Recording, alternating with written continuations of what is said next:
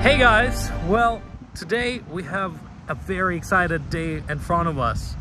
Day is May the 4th, so it's only appropriate that on this day we go and visit the Space Center here in Houston, the famous NASA Center Museum.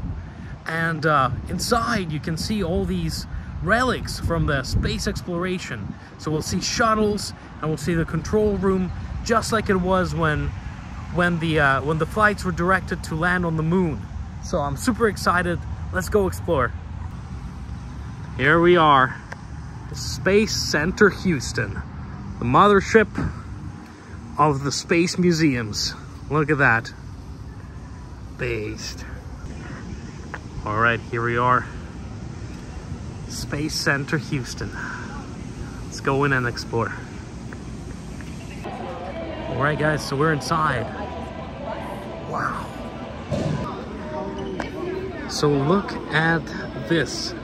What you're looking at is a moon lander that is supposed to fly out later this year in 2023 and land on one of the poles of the moon.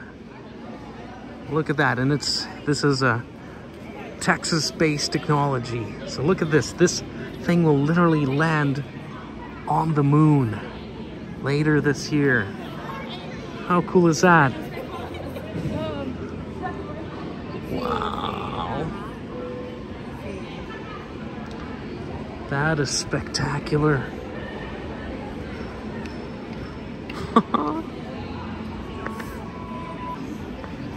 Yeah, here we guys are. Look at this. This is a satellite. So you know when you're here of the GPS satellites or whatnot, this is what they look like. As you can see, they're not that big. They're not that big, but look how complex they are. Of course, there's solar panels everywhere, helping it recharge on its flight. Look at this beast. You know, this is a technology. Look at this. Look how amazing this is. And I think this is like a miniature because, or maybe not. I don't know. So look at this. This is the solar panels as you will find on the space stations.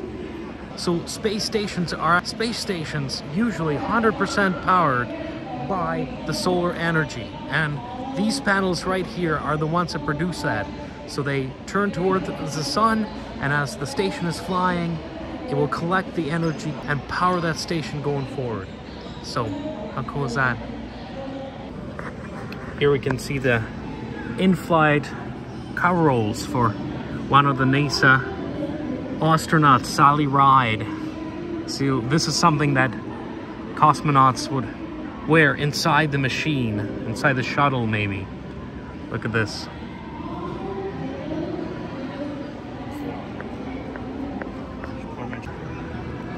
And of course, the significant thing about Sally is that she was the first American woman to enter space. So very, very important astronaut here in the United States. And this is her coveralls. And look at this. This is pretty cool. So I think what we're looking at here is what the inside of a space station would look like. See there you can see the astronauts on their doing their daily activities, training, keeping their muscle tone in check by using different kinds of weights and maybe bike machines, but you know, and this is what the inside would look like. How cool is this? Wow. So you can just imagine them sort of flying around here in the space based.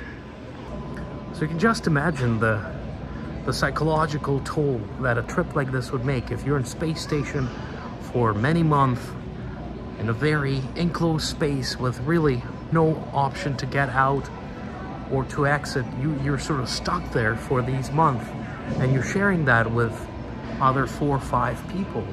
right? You have to have really extreme training to not panic, and how to deal with conflict, and how to deal with complex technological issues. So that all of that is a part of the training that astronauts get before they can ever take off. But really just makes you think about the strong mental state that they have to be, and the amount of rigorous training that goes into that. So let's walk around and see what their life is like on these stations. So this is a space toilet. Look at that.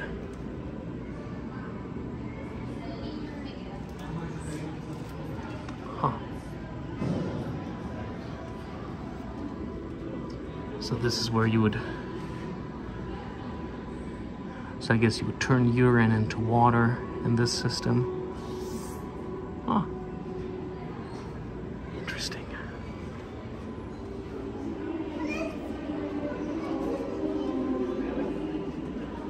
This right here would be the rations that'd be used on the station.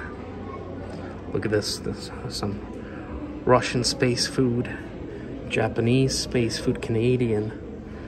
Look, they even have a little Canadian maple leaf on it. Some M&Ms, nutmeg sauce, omelette layer cake. Wow. Doesn't look too appetizing, but that's all you would have for a month. They would keep them in spaces like these. And here, you would have a personal space quarters. So, see, you would have, each astronaut would have a room like this, and you can close it for privacy. There's your sleeping bag, so you would sleep standing up in this sleeping bag. And there's all your accessories on Velcro so they won't fly away, and your computer, in which you would do your work, and then maybe a few books that you would take with you. There's a Space Odyssey. Yeah, look how cool. This is the room. This is all you would get. Not too big, hey? Oh my gosh, look, we have a space potty. And that's where they sleep. And here's a weightless gym. So even if you were in space and everything is floating around, this would ground you, and you can still do your running or pedaling, as in this case. And here are some of the tools that an astronaut would carry with himself out there in space. Look at this. There's a Hubble Space Telescope wrench, wire tie, a tool caddy, cutter, tether. So all of that would be placed on the suit right there.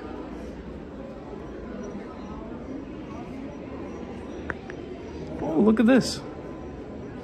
And now NASA has robots that help astronauts in these dangerous environments, so maybe they don't have to go out as much in the open space. These things can now do lots of things for them.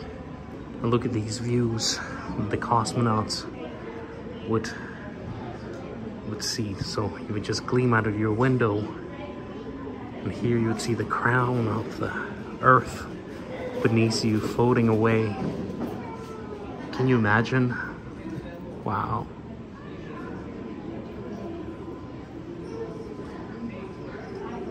That's so neat. And just the vast darkness of space beyond. And look at this. This is something fascinating. So you see this chunk of aluminum and this huge crater created by something. Well, this was a test. They threw a little plastic cylinder at the speed that it could reach in space, and this is the impact that it's left. So this just shows you how powerful these the space garbage can be. If it hits a station, it can really damage it, almost like a little missile, because of the speed that it's going at. so high. There's so little resistance that when it hits, this is what happens. Magnifies everything. And of course, this is the classic spacesuit that you would see in the movies, the kinds that were used in the shuttles. Look at that. Wow, look at this. And here we have an amazing model of the moon. Look at that. So you can see how the craters look. See, there's this is the south pole of the moon. Look at that. So this is what you would see if you were a little bit closer to the moon. You know, of course, craters like these are created on the moon because it has no atmosphere. So when you have even small pebbles or larger rock formations falling on the moon's ground, there's no atmosphere to stop them, to burn them up. And so the impact, without any resistance, is so high that over time, you see, it created all these numerous craters on the surface of the moon. And that's what Earth would look like if we didn't have the defensive shield that we have in our atmosphere. So, kind of neat, eh? Just beautiful. When else can you see the moon as it is up close? It's as if we ourselves are orbiting right now in a space station, observing it from afar. Look at that. Beautiful. Well, and you know, of course, the big part of this museum right now is the upcoming lunar mission called Artemis. It is driven by SpaceX project of Elon Musk, and it is a space mission that will take astronauts back to the moon the first times since the 70s. So Artemis will be amazing because for the first time in over 50 years, people will return to the moon. This will be the first man-moon landing since the Apollo missions. Of course, last one being Apollo 17 that happened in 1972. So humans haven't been back to the moon for over 50 years, and now we're living in this exciting time when this is gonna happen once again. So we're gonna walk through this, and I'm gonna show you a little bit more about this amazing mission that is gonna happen next year. So there we are. This is what it's sort of gonna look like. This is the rocket that's gonna land on the moon, and you can see how little astronauts are compared to it. And then they would exit it on the like so elevator and explore the moon for the first time in 50 years. So let's explore Artemis. Let's learn more about it. So here we are. See, Orion is going to be the vehicle that's going to take astronauts to the moon, then, you know, just help them live there, and then they will re-enter Earth back in Orion as well. And this is what it sort of looks like. We can look a little bit inside right here. See, so this is the inside of the machine right here. This is sort of the top of it. And it's actually bigger than the shuttles of the past. This gave NASA the idea to call the Apollo 10 lunar module Snoopy. And it only makes sense that they call the command module Charlie Brown. So here's a photo of Gene Cernan, one of the Apollo 10 astronauts, holding up a picture of Snoopy in order to test the Charlie Brown capsule's color TV cameras. Now, back in these days, people were just starting to make the switch over from black and white TV to color, so they needed to make sure that those color cameras on board were working in tip-top condition, and they decided to use Snoopy as their test subject. Now, fast forward over... All right, let's go explore more of this amazing mission. So here you go. See, it's now being built. Still not 100% complete yet. This is the carrier in the shops. Here's the team that is responsible for it. See the directors and head engineers and electronical engineers. Wow, look at that. This is gonna be an exciting moment, guys. We're gonna see our first moonwalk in less than a year. So this is something interesting. To prepare for moonwalk, what astronauts do, they actually train underwater, and that sort of mimics the environment of free space. As you can see behind me, here they are in their scuba gear, you know, sort of getting acclimatized to that unusual walk that they will have to perform on the surface of the moon. And here's something you probably don't know. There's actually currently no space station orbiting the moon. So this will be the first one. This lunar space station is planned to enter the moon 2026 or 2028. But this eventually will be the station gateway that will be orbiting moon for years, if not decades. And look how different the astronaut's costume look now. Long gone are the days of the, you know, the classical looking space suits with the sort of the yellow glass shield. Here's the new one. You see, you have headlights now, and you have a really sturdy helmet. And the arms would come out of here. This is, of course, still a prototype, but it will look closer to this. Much more compact, much more tight, way more technology in it. Basically a smart suit. Look how cool this looks. Here's the astronauts wearing the updated suits. And here's the SpaceX rocket, made in conjunction with NASA, on the moon. Oh my. This is gonna be so interesting. You know, and landing on the moon is just the first step. What is gonna come after is, of course, the missions to Mars. But right now, you know, just making sure that we can land again and build a space station so the astronauts can stay there for longer, can maybe return in the future. This is what NASA is prioritizing. So behind me you can see sort of the daily activities that astronauts are going to be taking. There's going to be some kind of landing rover, and they'll be taking some samples of the rocks, looking for all sorts of interesting things, maybe for even new life, who knows. And this is really interesting, guys. Look at this.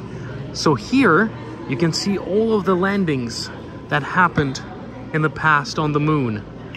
So starting with Apollo 11 right there, and then Apollo 12, then we have Apollo 14, 15, 16, and the last one, Apollo 17 in 1972. So you see, the first landing was, of course, in 1967. Oh, sorry. The first landing was in 1969, and the last one in 1972. So really, we only explored the moon for 3 years, and then we sort of said, enough of that for whatever reason. So, and the Artemis will be so different because it will actually land on one of the poles, in the south pole of the moon. And here's a unique experience. You can actually walk up and touch this. This is a replica of what moon surface like. As you can see, everything is very, very shattered from the impacts. Some sharp edges. And so, of course, the suits that the astronauts wear have to account for this, right? To safeguard from punctures and holes that can be made from a wrong step or a wrong fall. But how cool is that? You can actually feel the moon. And so now behind me is sort of a hall of fame. All the astronauts that took to space from the NASA agency. Now look at this. We'll have the very first people that ever landed on the moon right there on top. So you see, this is going all the way back to 1961. Here's some of the famous faces that you might recognize. See? Gordon Cooper Jr. I wonder if we can find the first people on the moon. There they are. Look at this. Armstrong, Neil Armstrong, right there.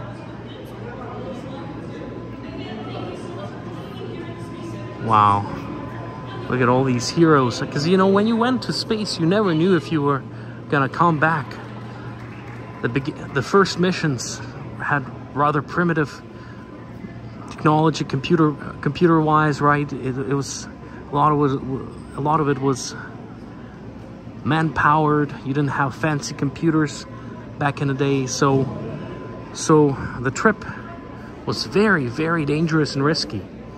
And so every time they would leave the surface of the Earth, they knew those risks, and many of them returned yet again and again. So we have to applaud the bravery of these pioneers of space. And of course, you know, another thing is these space missions are a great example of how different nations work together. For example, you know, here you have cosmonauts from Russia and the United States. This is from Expedition 8 Soyuz TMA-3, 2003 to 2004. Right, so you can see the camaraderie that is built in these flights. Yeah, lots of Russia, United States teams, right?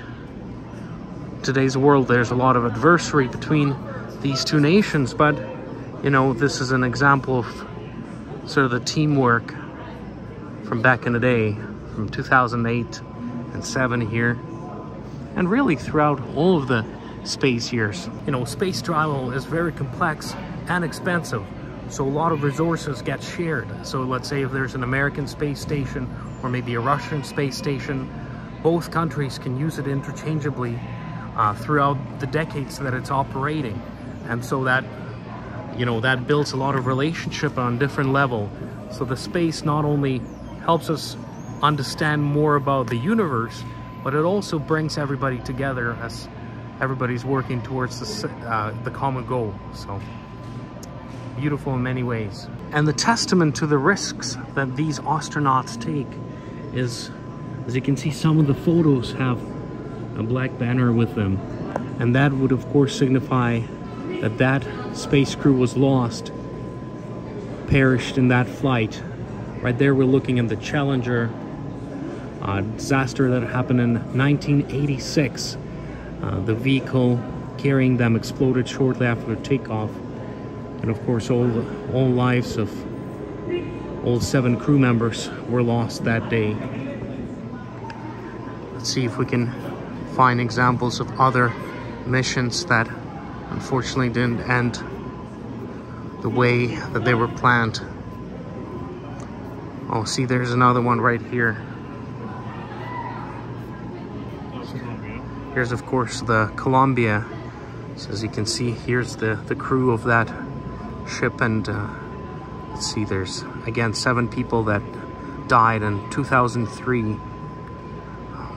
The Columbia shuttle was lost when it was actually entering back. So can you imagine, the families are there, they think, well, it's all over, you know, there's only a few short moments before the crew will enter Earth atmosphere, and then that's when the tragedy hit, on the very last stages of the flight. Very sad.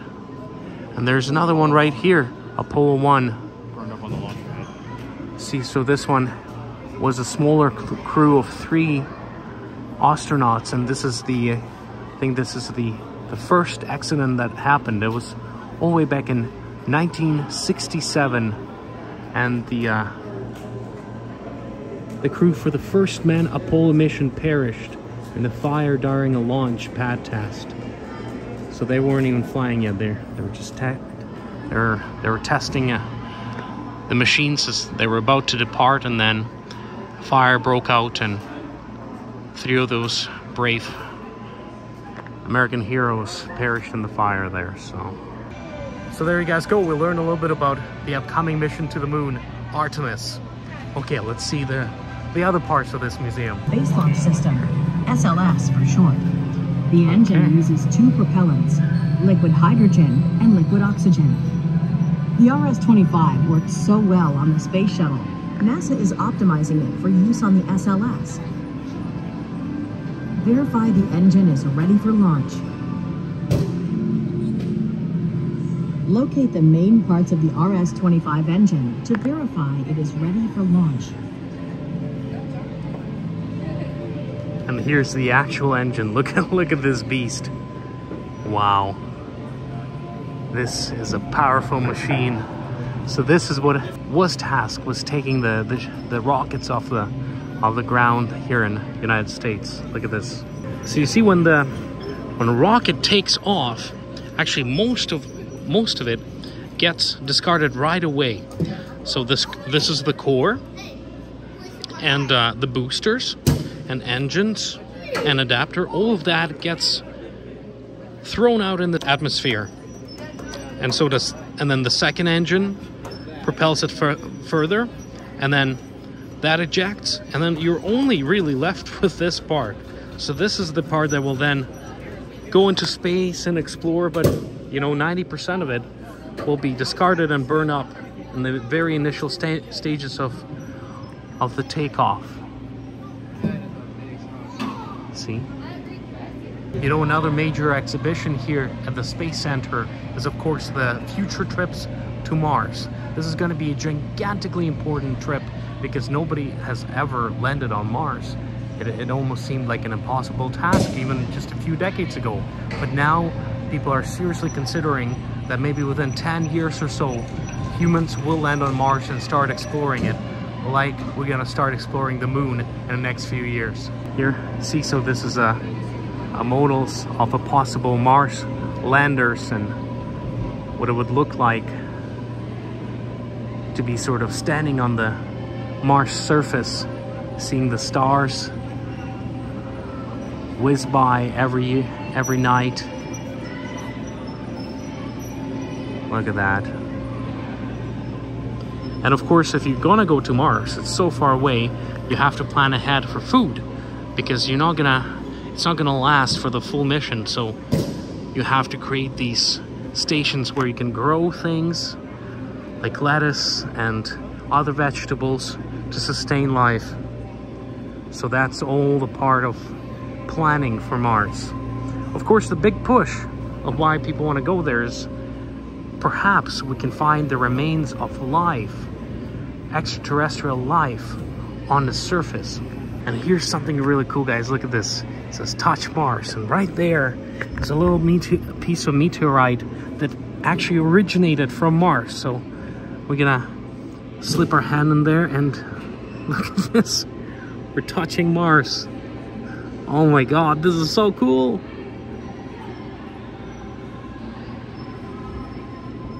And of course, the reason why Mars is so interesting is because recently we have found water on Mars. You know, scientists believe that water is one of the main ingredients for life to exist. Now, we can't prove it yet because no actual life was ever found anywhere else besides the planet Earth. But there's environments on Earth that are as harsh, almost as harsh, as the environments on Mars. And even in these very harsh environments, we can find minuscule microbes or other little animals that basically say that life is way more resilient than we originally thought. And so if Mars has water, and we know that as a fact, then perhaps in certain locations we can find alive creatures, or maybe at least remnants of such. So going to Mars and doing this kind of hands-on explorations, having people there with actual scientists looking for a presence of ancient life or present life is such an exciting thought, because if we were able to find that, I mean, well, that would overturn so many paradigms of our thinking, our theology, philosophy, right? If planet Earth is not the only place where life exists, well, that opens up so much possibilities for the future scientists and thinkers.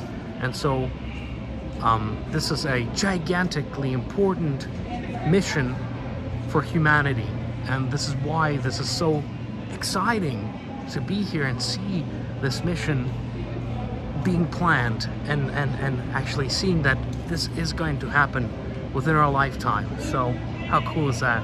See, these pictures right here actually from the planet Earth, but they sort of mimic what some of the Mars's environments can be like. And if life can be sustained there, well, perhaps it can be sustained on Mars. Well, and look at this. This is another look inside the Orion, the vehicle that will carry people to the moon. So this is a look of what inside of it would look like. Look at that. Pretty crammed, but also, you know, enough space. See, everybody's sort of floating around. Here's more models of the space landers. Maybe this one, I'm not sure which one this is, but you know, this is the size of some of these things. They're huge. Look at that, how little people are, how big these landers are. Wow, what a beautiful center. Very cool. I really enjoyed learning some of the facts about the new missions coming up. So here we can actually see America's first space station, Skylab, that operated in the 70s in its actual form. Look at this. You see there's the astronauts right there. So look how huge this thing is, eh? This is the weight load that the rocket had to lift up in the space. Can you imagine how many tons this thing weighted? Here's a miniature model of the same Skylab space station. As you can see, it's huge. Let's see if we can maybe look inside. Oh, we can go inside. Okay, let's see. Ah, look at that. See, so this is...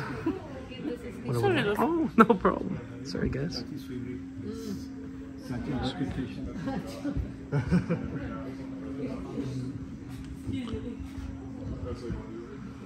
See. So this is what it would look like. People would actually float like this. Lots of open space. Really cool. Very spacious ship. Okay, let's see if we can maybe look on the other side of this thing.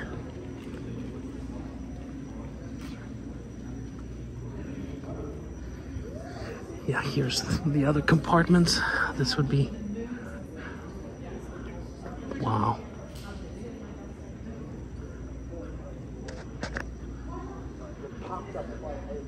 So this would be like the engine department. Wow. You know, it amazes me time and time again when you look at these space stations, just how much technology goes into making one of them. And, you know, everything has to work perfectly. You know, if something breaks, you might not be able to fix it in space, right? So everything has to be precise, functioning 100% all the time. And when you look at a gigantic machine like this, you think to yourself, well, what must have been going through the mind of an astronaut when he got into it? Just to always know that a littlest break may lead to a huge disaster. You know, you have to really have a solid mental state to be able to survive there and feel comfortable. You just have to think how many things have to constantly go right for this thing to operate, right? Any little break can lead to a gigantic disaster. So this is a piece of art. Something like this, something this huge and complex, for it to constantly work for decades in space is just fantastic.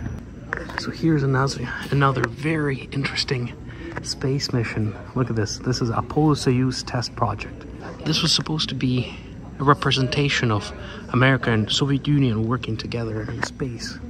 was a hugely expensive project, and basically what happened was there was 2 space stations, one made in USSR, the other one in United States of America, and then they docked in space.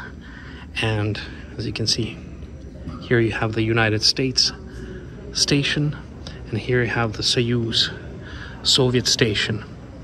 And then once they docked, the 2 space astronauts made these pictures together. And of course, on the board of the Soviet ship, you had Alexei Leonov, who was the first man to ever do a space walk. So he was the first man to exit the ship and float in space in his space suit. So it was he was a very historically important person, as well as Thomas Stafford, who was manning the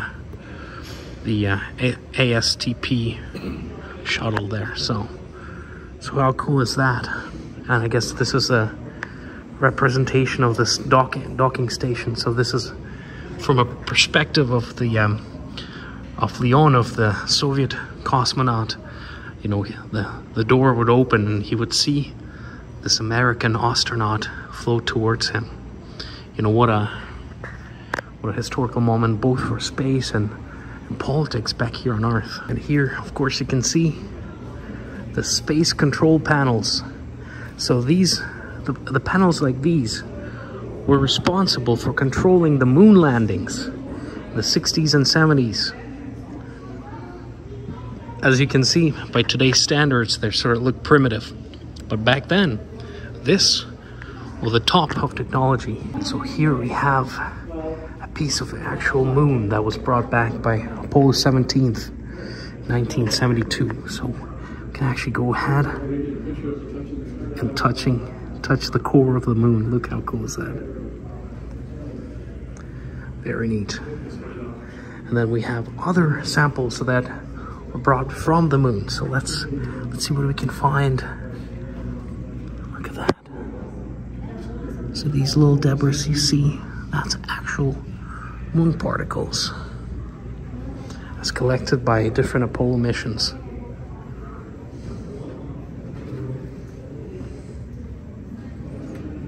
Look at that.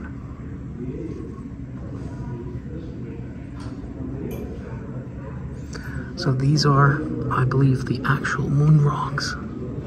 Wow. Look at this. This is a sample brought from Apollo 17, 16, 15, and again 15. So these are the porous land formations of the moon. Look at this, from 1972 to 1971. Look how cool that is. Actual pieces of moon. Wow. Almost looks surreal, guys. Like, to imagine that we're actually looking at an actual moon piece, moon artifact. It's just fantastic. Wow. Look at that. Look how porous it is. An amazing diorama of what a moon landing back then would have looked like. Look how simplistic the technology looks by today's standards. Look at that.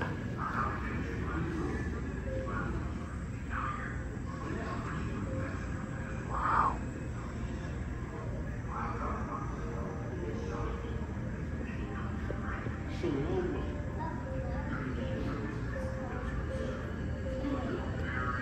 And right there in the background, it's our planet Earth, as you would see it from the surface of the moon.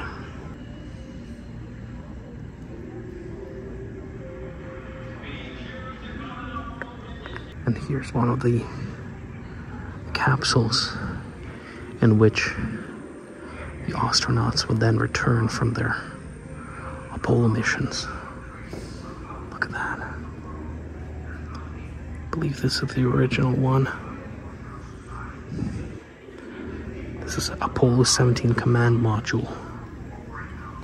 Look how tightly packed it is.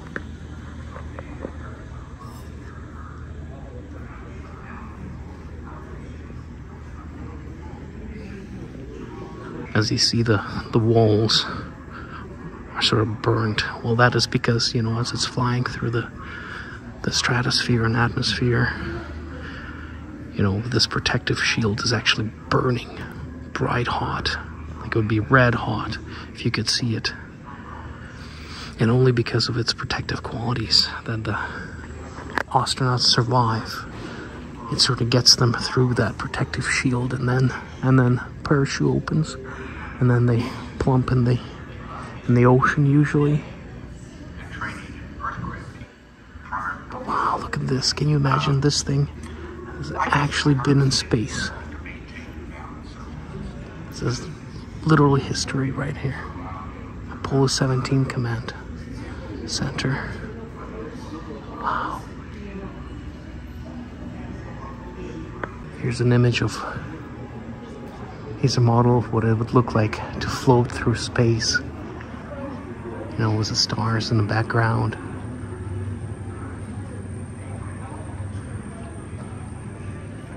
And here's the command center.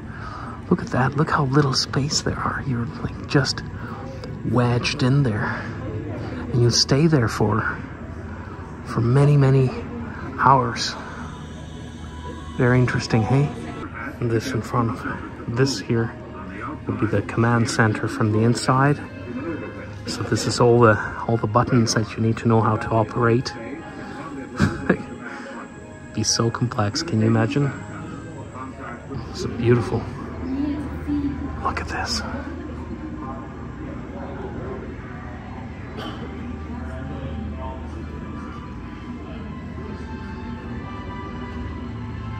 Okay guys, and so we're exited the museum, and outside here is something so cool. So look at this. What you're seeing here is a gigantic Boeing plane, and on top of it, what you're actually seeing is Space Shuttle Independence. Right there, you can see its backside right here. See? Look at that beast. So let me tell you a little bit more about the shuttles. So basically, as you can see, the space programs went through different phases. So in the beginning, you were sort of cramped up in these little space shuttles that would then plump down on Earth in this little capsule, and they would plump in the ocean or so. But then shuttles came around, and so the idea was you would have this shuttle, the plane on top of this plane, and so the crew would be in there, and they would be strapped onto a huge rocket that would propel them off the Earth. And then as soon as they entered the orbit of our planet, the rocket would eject, and the shutter, this glider, would be the only thing that is left, and it would sort of glide through the orbits. And because it's so large, you could use it to deliver large payloads, right? And so the shuttles actually were reusable. That would literally go into orbit, fly around for a few months or however long the mission was, and then glide back to the Earth. And so they were the first reusable, partially reusable space machinery ever used. So there was only 6 of them ever built by NASA, and 2 were lost, one of which is of course the infamous shuttle Columbia. But these things were used for nearly from 70s to 2011. So for decades, they were the backbone of space exploration. And I think something like 136 successful missions, successful launches were done because of these 6 machines. So how cool is that? So what you see here is it's a replica. It's not an actual shuttle that went into space, but it's exactly as one of these things would look like. And so you would use these gigantic Boeings to basically carry it from city to city after it landed, because it's just a glider, right? It doesn't have fuel in it to fly around for long, but yeah, things like these would orbit our planet for decades, allowing astronauts to do all these amazing missions that we read about. Look at that. Let's go inside. So there we are. We climbed the top of the stairway, and we can see the nose of the shuttle right here. Look at this. It's covered in a special scale, protecting it from burning up in this stratosphere. Look at that. How cool is this? We're pretty high up, as you can see. All right, let's go inside. Let's check it out. See where the magic happened.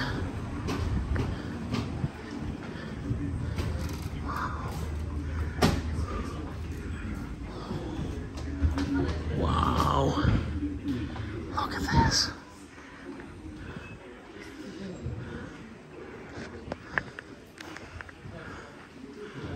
Oh.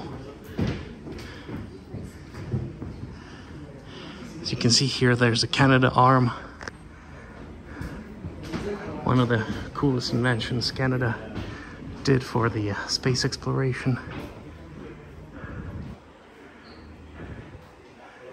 Very neat. Let's go into the control room.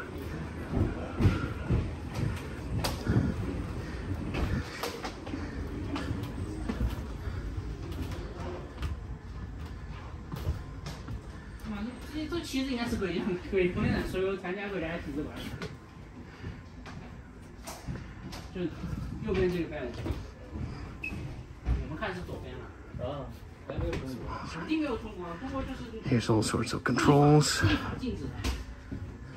Here we can see what it would look like with an astronaut in here.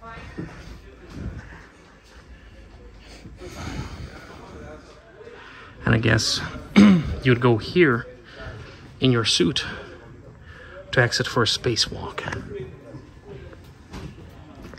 Very interesting. As you can see, the shuttle was so big that there would actually be 2 floors to it. So now we're at the very top of the shuttle. You see, very top. And here is a command center, the flight deck. So here's where the pilots would sit. Sort of like a modern day Star Wars scene right here. From these windows over there, you would see open space and the crown of the Earth, the moon, and the commander of the ship.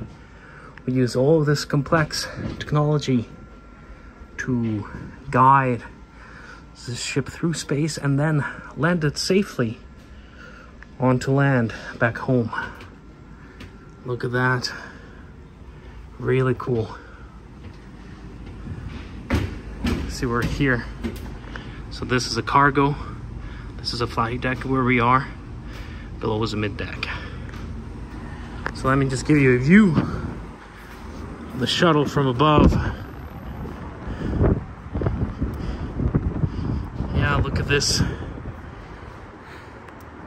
There you go. So you see it's stripped to the Boeing below us. And then on top, you would strip the shuttle and fly it to its destination, wherever it needs to be taken off or whatever it landed. So, really neat. Here's a flight commander mid-flight, Eileen Collins.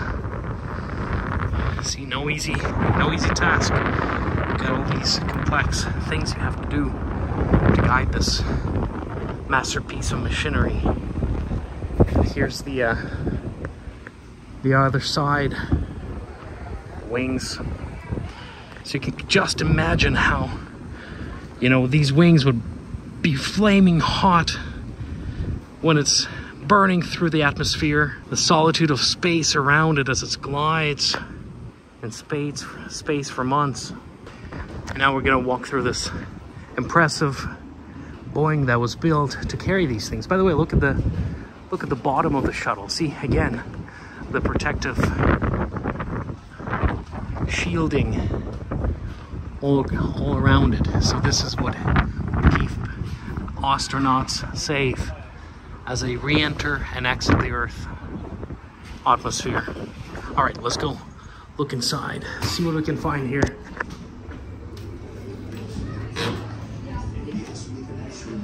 Yeah, see, there you go. This is how to be joined on a plane. So this is what this is right here.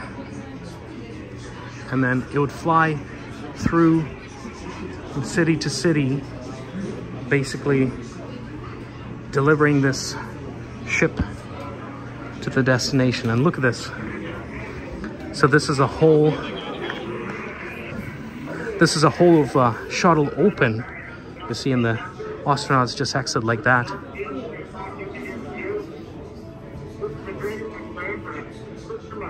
See? So this is the cargo part of the shuttle. Really cool.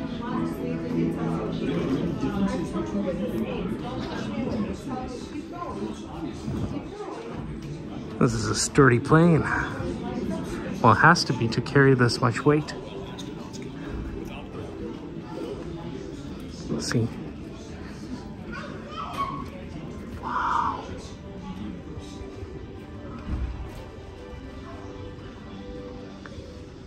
Very neat.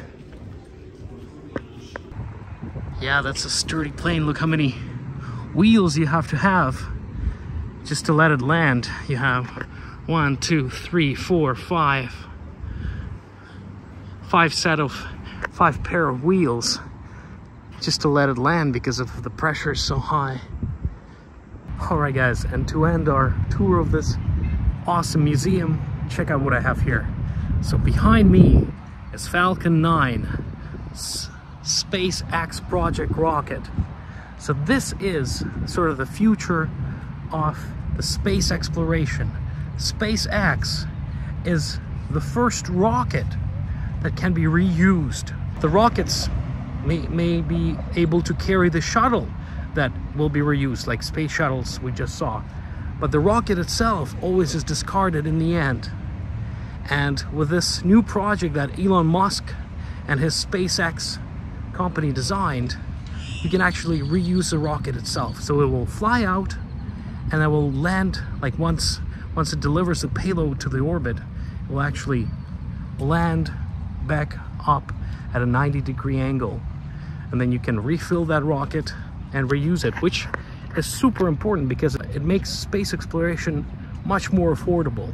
You know, you don't have to rebuild this gigantic thing every time you put a satellite or shuttle into space orbit. You can just use this again and again. I'm not sure how many times you can use the same rocket, but even if you can use it a few times, it already decreases the space cost, the costs numerous times. So projects like these is what gonna make us able to go to different planets, put more satellites, explore Moon, Mars, and beyond, because we can do it faster, we don't have to rebuild them, and we can do it cheaper, again, because we don't have to rebuild them. So how cool is that? Look at that, Falcon 9. Fantastic. So this is the actual thing. As you can see, there's, like, it's not all pretty, it's not in pristine state because it flew through space, it burned up, but it would still be functioning. Look at that. Based. Wow. Look at that. A real SpaceX rocket. Falcon 9. A giant. A real giant. And you see on the bottom there, there's sort of retractable legs right there. So that's what sort of base it as it's flying back up to the Earth to land and take off. Super cool.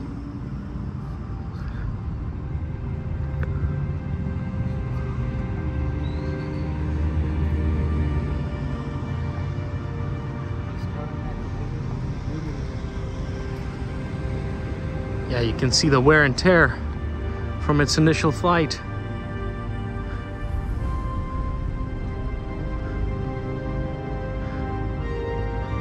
All this fuel being burned up, blackening the back of the rocket. Really cool. So there you guys go, the NASA Space Center. It was really cool to explore today. We learned so much. Well, you know, we learned about the origins of space exploration here at NASA. You know, how it started was these sort of basic small aircrafts where, you know, not much would be reused, only the capsule in which the astronauts would return in. And then the Apollo missions that carried many, many astronauts to the surface of the moon. And we learn about some tragic events like Apollo 1 that burned up when it was trying to take off. Then we learned about and saw the shuttles right behind me right here, the machines that were responsible for carrying on astronauts to space from 70s to 2011. And finally, we learned about the future of space. So we saw SpaceX rocket, the reusable rockets that will be now sort of this new standard for space exploration, and about the new missions that are planned to go forward. The earliest one, of course, being Artemis, and that will put people back on the moon the first time in 50 years and let us form a first lunar base, and then hopefully, finally, a manned mission to Mars in the next decade or so. So, really cool. Lots to look forward to. What a time to be alive. We're all gonna hopefully see it in our lifetime. So, if you have a chance, stop by here. You'll have fun, you'll learn lots, and you'll have a great time. All right, till next time. See ya.